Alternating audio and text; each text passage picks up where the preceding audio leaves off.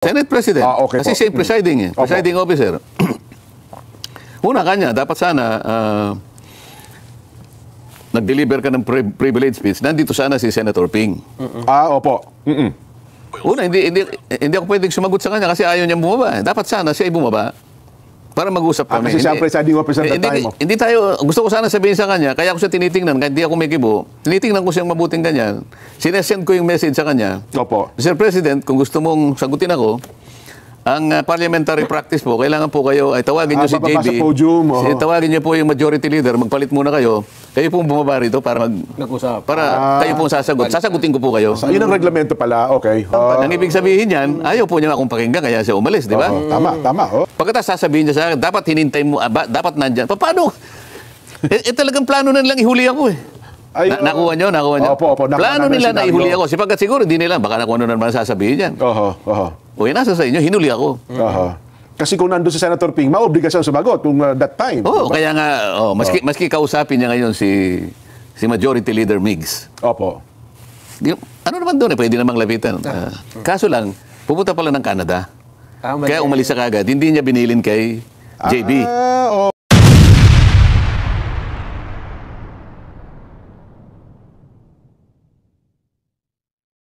Araw nakita ko, kaya isang araw ba yun? Miyerkules. Bago kayo nagtapos, nag-privilege speech pa po kayo, Sen.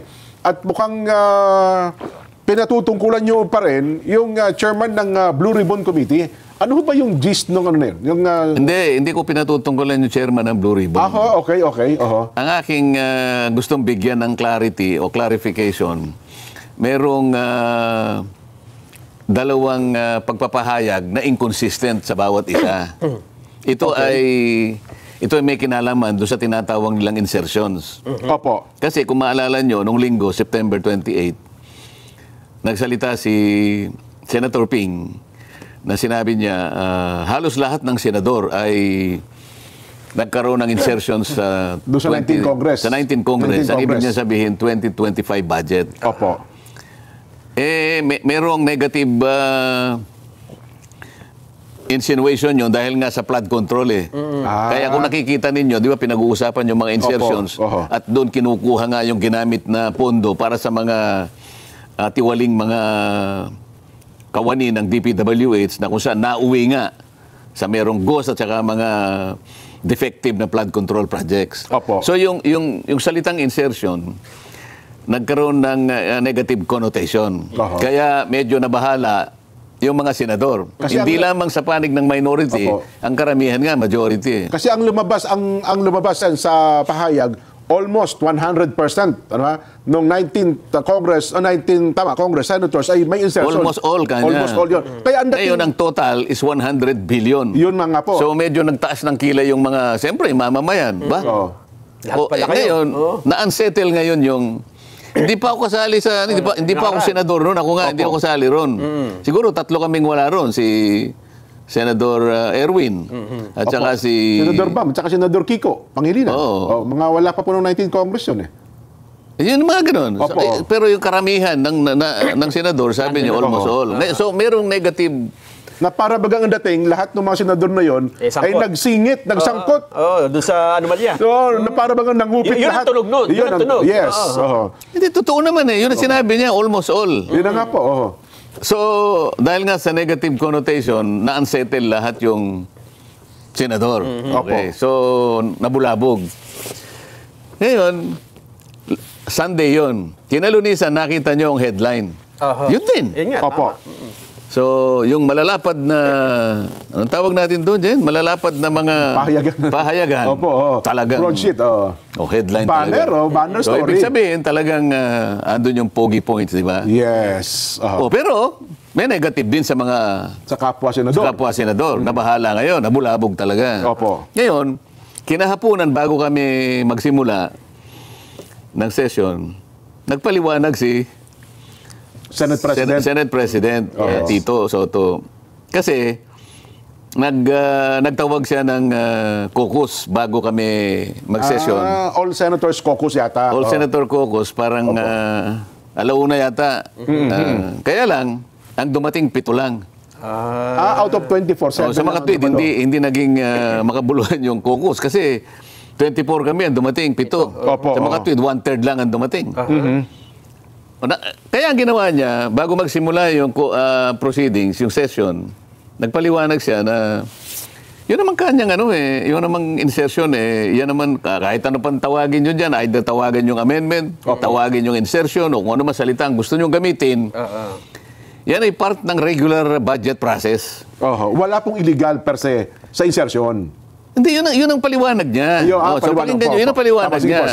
Tinatanong ko, kung ganun pala, ano yung pagpapahayag na yun na ikinabulabog ng mga ng mga kasama natin dito, di ba?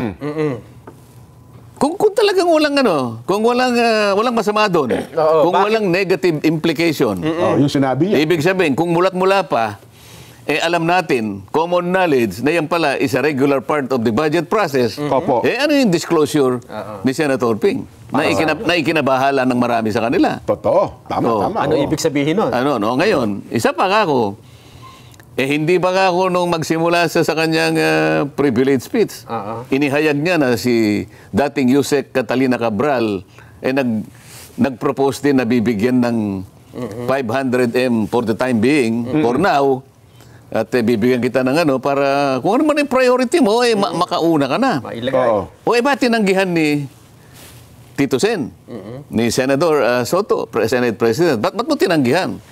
Kung yun naman na pala part ng regular process, ba't mo tinanggihan? Di ba? Ba't tinanggihan si Cabral? Kaya nga sabi ko, merong dito may mix dito, signal dito Magkaibang mensahe, Na magkasalungat. Merong mixed message dito na magkasalungat. Teka muna, yun ang gusto ko. Pwede man yung i-clarify yan. Hindi maganda yun na nagkaroon na nga ako ng masamang impresyon na ang institusyon ay ginagamit tungkol sa insertion. So, pag akala nyo, insertion ay mali, pero sabi mo naman, ngayon hindi mali. Ba't mo tinanggihan? Bakit nag-disclose ng ganun si Senator Ping kung wala naman palang problema doon? Ba't kinakailangan pa niyang sabihin, insertion, sabi niya, is threatening our economy. Kinakailangan sa plenaryo, mabusisian, at bakit yan ay pinayagan? Yung salitang yun, bakit yan ay pinayagan? Di ibig sabihin, bawal pala yan? Oo nga. So, ba't ka magpapaliwanag ngayon, although late na in the day, sapagkat na-unsettle na yung mga kasama mo Hindi mo nyo ako dapat na ipaliwanag to? Ba't nangyayari ito? Kasi ang offer kay Tito Sen, di ba Sen? 500 yung kapwa ninyo ako aksyon, kayong dalawa, you are sending a mixed message to our people. Yun ang pinakabuod ng aking, kinakailangan natin, magkaroon tayo ng clarity rito. Ang insertion ba masama o mabuti? Kung masama, ba't mo tinatanggihan? Kung masama, bakit sabi mo part ng regular process at hindi mo siya tinanggap? Dapat na bahala yung mga kasama natin. Wala naman palang problema diyan. Ngayon, ang sinasabi niya, bago natin i-refer yung privilege speech ni Senator Marcoleta, ay gusto ko munang magpaliwanag doon sa kanyang mga pinagsasabi. Una, sabi niya, sino po ito? Si Senador Ping na po ito? O si Senador Soto? Senate President Soto? Senate President. Okay kasi siya yung presiding presiding officer. Una kanya, dapat sana nag-deliver ka ng privilege speech. Nandito sana si Senator Ping. Opo. Una, hindi ako pwedeng sumagot sa kanya kasi ayaw niya bumaba. Dapat sana siya ay bumaba para mag-usap kami. Kasi siya presiding officer that time. Hindi tayo, gusto ko sana sabihin sa kanya, kaya ako siya tinitingnan, kahit hindi ako may kibo, tinitingnan ko siyang mabuting ganyan. Sinesend ko yung message sa kanya.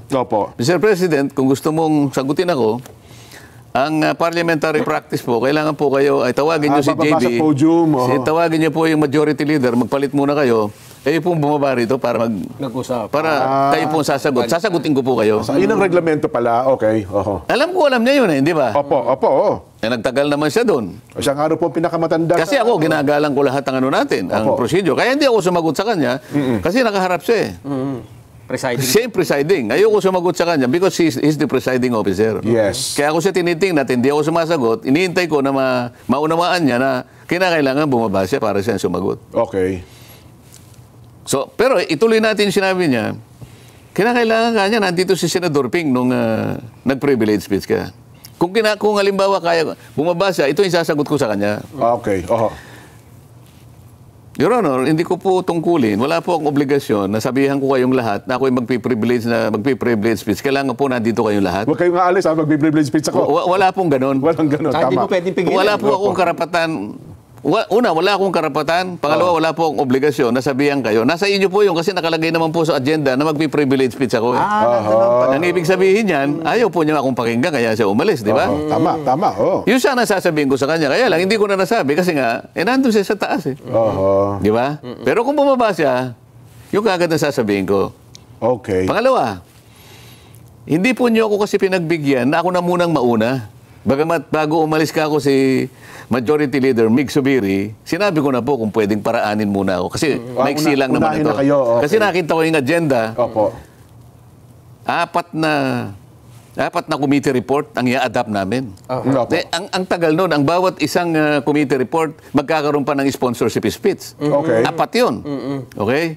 Pagkatapos, bago matapos yung apat na committee report, isiningit pa yung pagkukongratulate do sa ating basketball team na nanalo. Yung Alas Pilipinas Alas yata yun. Pilipinas, oho. Napakarami na naman congratulatory speeches. Nagpalitrato pa ng pagkatagal-tagal. Ha? Pwede, gano'n na nangyari. Yung matatapos na yung si Senador Robin na lang ang huli.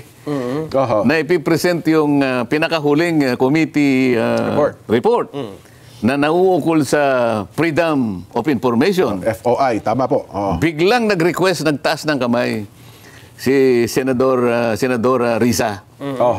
Sabi niya, Mr. President, sabi niya gano'n, a brief manifestation only. Okay. Senator Risa is recognized. Recognize yan. Alam mo ba ang ginawa niya? Nag-privilege speech. Ay, hindi si manifestation. Pagkatapos, meron pa siyang PowerPoint. Tingnan mo, unang-una, mali yun. Wala sa agenda yun eh.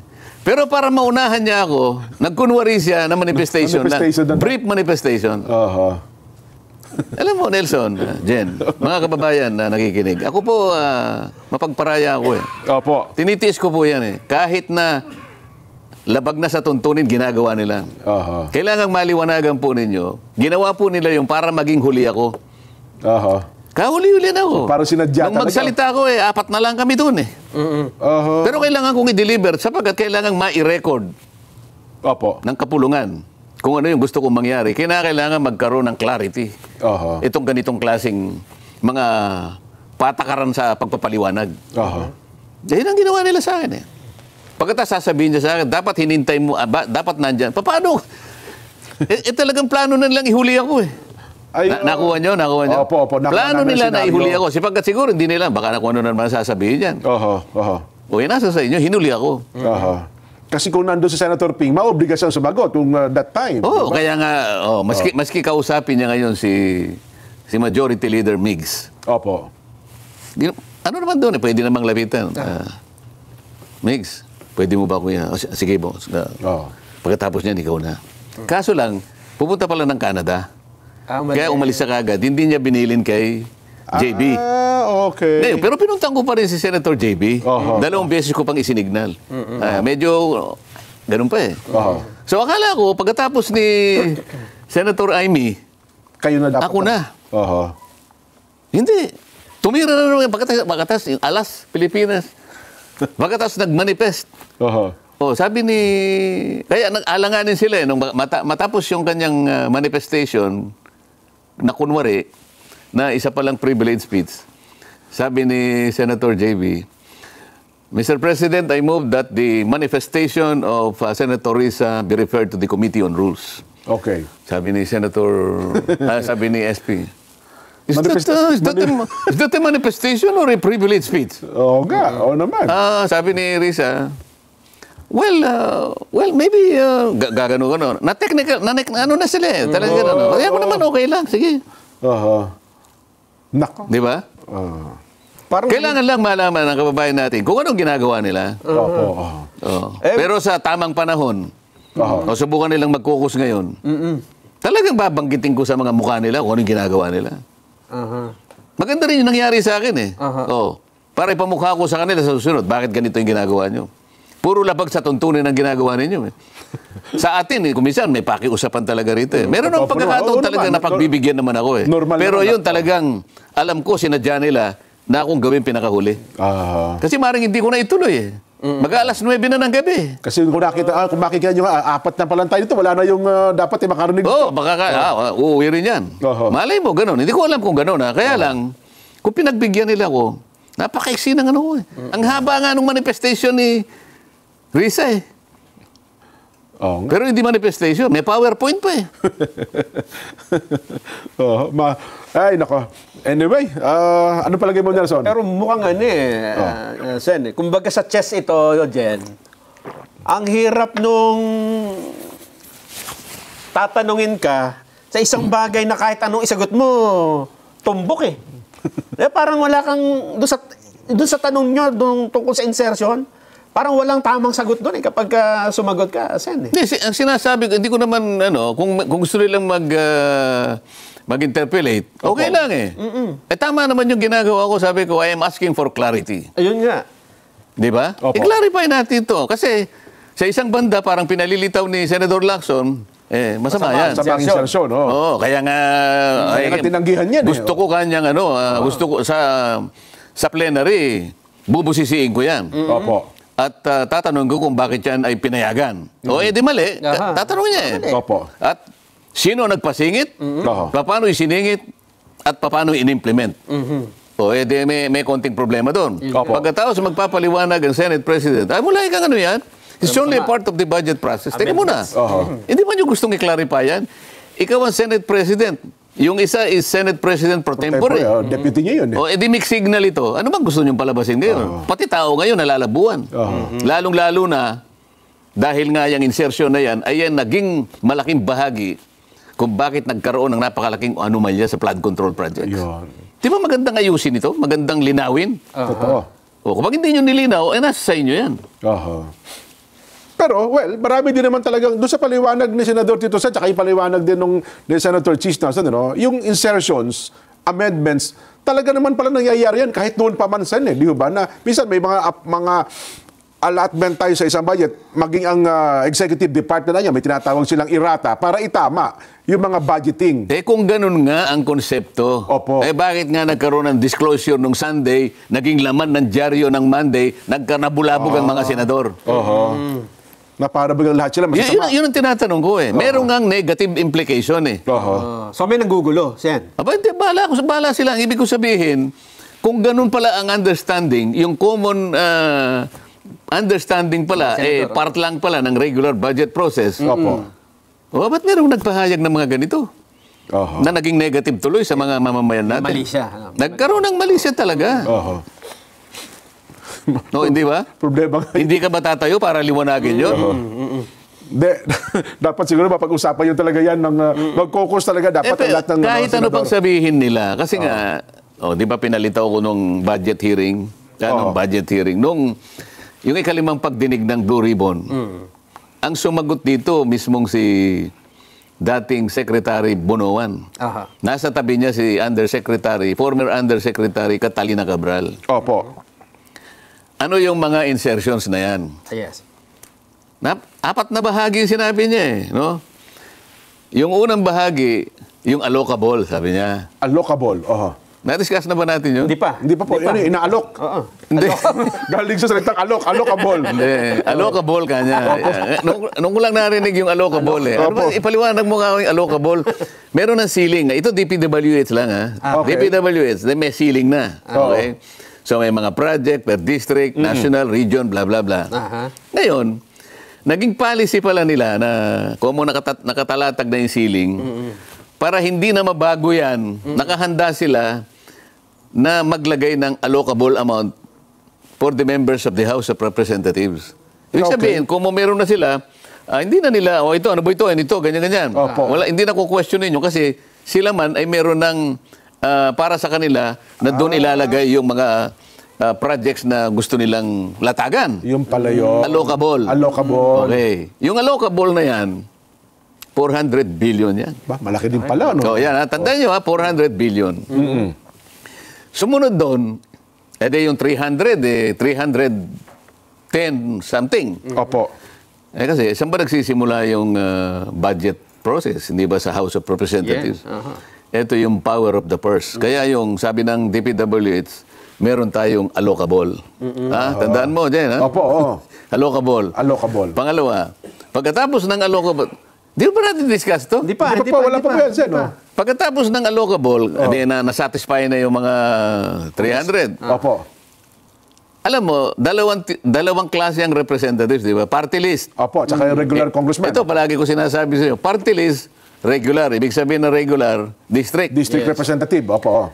Ang party list, meron kang 160 million na nakatalaga para sa iyo, para yan ang ipamahagi mo dun sa mga lugar na kung saan ka nakakuha ng maraming boto para kahit paano naman. Yung mga nagre-request. Kahit paano yung utang na loob, makabawi man lang sila. Kaproyekto ka man sa lugar nila po. Isipin mo, national ka. Opo. 160 million ang sayo. Ang district, nag-average ng 1B. Ang isa? Wow. 1 billion. Laki. Grabe. Halimbawa, ikaw ang Representative Nelson ng distrito ng the first district of Batanes. Ayan, opo.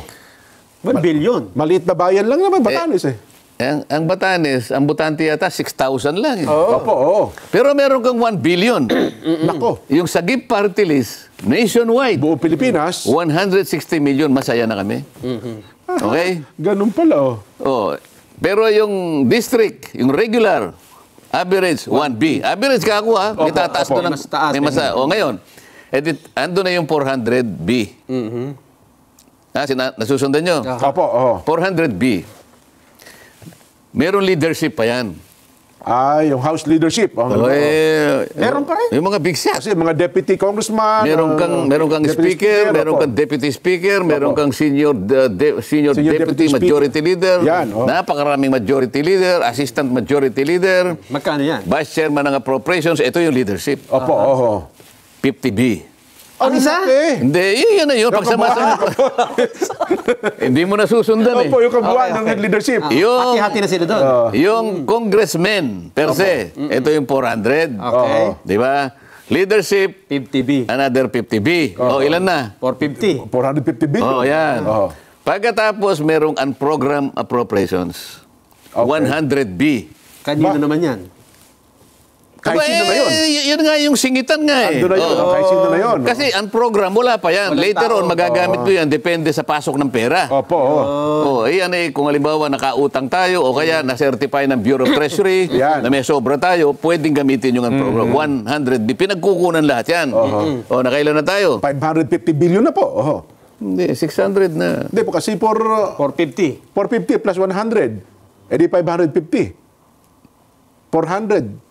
Ganun. 400, 550. Hindi, 150 yung 150 yung unprogrammed. Okay. Di ano na, 600. 600 ito na. Ito yung pinakahuli ngayon. Opo. BICAM. Ayun, ito na yung dalawa kayo, magbabaycam na. Yung BICAM, meron tayong NEP. Opo. Hanggang sa kakadugtong-dugtong yung sinasabi kong allocable, unprogrammed, leadership, blah, blah, blah. Ito na yung HGAB. Yung HGAB na yon, ito yung bill, pupunta sa Senate. Okay. So magkikita ang dalawa nga. Teka muna, kanya, meron tayong conflicting appreciation nito O di BICAM. Itong HGAB mo, nanggaling sa NEP, at pagkatapos meron ka ng GAA, bago mag-GAA, yung diferensya nun, ang tawag doon, FLR. Ito yung 4-liter release. 400B. Wow. Another 400 billion. Ilan na total? Di 1 trillion na. Yan. 1 trillion. Kailangan ko hindi kayo sumusunod eh. 1 trillion. Kumbaga sa tao, ito yung taba. Ayun, yung pala pinapaliwanag yung taba. Ito yung pinapaliwanag ko. Ito yung, ano yung ibang katawagan sa taba? Cholesterol. Cholesterol. Yan, opo. Ano bang ginagawa ng tao para sa ganun? Yung cholesterol niya hindi makaapekto sa kanyang kalusugan. Tinatanggal niya. Opo. Pinipilit niyang Wala. Opo. Inom ka ng gamot, pang anti-cholesterol yan, pampababa. Exercise. nagpipilit siya na gumawa ng bagay-bagay. Una, naggagamot siya. Opo, para Nag-exercise siya.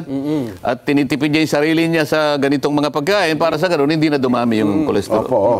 Ngunit kapag yun ay sinadya mong ilagay sa katawan mo, Nako, Mamamatay ka eh. Atake di korasyon yun. So, ano nangyari sa bansa natin? Kaya pala tayo nagkaganito-ganito ngayon, ano? Yan ang sinasabi ko. Ngayon, ito yung sistema na gusto kong tuntunin namin. Oho. May mali sa sistema ka ako eh. Ayaw natin ngayong pinagtatakpan ngayon. Sino yung mga proponents nito? Bakit nagkaroon ng 1 trillion karagdagang taba na hindi naman kailangan ng ating budget? Nako. Okay. Ang pinag-uusapan natin 2025 budget. Opo. Di 1 trillion. Oho. Yun yung Ano yung budget natin ng itong taon na ito? 325. Opo, 6.325 trillion. Opo. Avatar. Opo. 1 trillion divided by 6.325. Oho. Yan. Yan.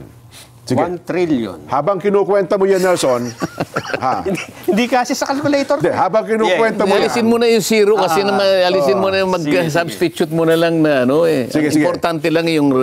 habang kinukwenta mo yan at mayroon tayong pagkakataon, kailangan ito, mga kababayan nating indigent, wala na pong kailangan pang puntahan o lapitan dahil po sa zero balance billing. Libre na po ang serbisyo sa basic accommodation ng mga DH hospital. Kaya wala na pong babayar ng mga pasyente. Panoorin natin ang kampanya.